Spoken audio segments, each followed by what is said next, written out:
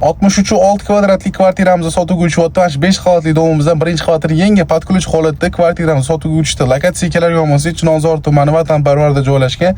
Yangi remontdan hokimiyat ishlari bo'yicha kanalizatsiya trubasiga chalishtirib qo'yganman. Hamma narsa absolyut yangi qilganman o'tdilar. Ichkari kirib video obzorini qilib beramiz. Kvartiramizga kirib ko'rishimiz bo'ladi. Bu tarafda planovkalarni bitta taraf ko'rib chiqamiz. Hop, birinchi qo'l o'tirgan xonamiz, yotoqxonamiz bo'pti. Ko'cha tarafga qaragan oynalar ham bor. Uni yonginasiga yana bitta yotoqxonamiz. Umumiy yotoqxonalar soni 3 ta yotoqxona bo'pti, bitta mehmonxonasiga ega. Bu tarafimizda yana bitta yotoqxonamiz, ko'cha tarafga qaragan oynalar ham bor. Hop, yonginasida o'zining mehmonxonasi chiroyli holatga keltirib qo'yishgan, yangi dusturlar taqib, zo'r holatga keltirib qo'yishgan. Birin-ketin xonalarni ko'ramiz. Bu tarafimizda alohida mana hojatxonasi bo'pti. Hojatxonaning yonginasida alohida yuvinish qilingan. Yuvinish xonadan chiqamiz. Bu tarafimizda mana oshxonamiz bo'pti va balkonimiz bo'pti. Balkon ham kattagina qilingan. Bu tarafda endi qo'liga qaragan mana. Kvartiramizni ko'rdinglar, yoqdamizda bitta like bosib qo'yasizlar. Aytib o'tgan umumiy kvadrat metri 63,6 kvadratdan iborat.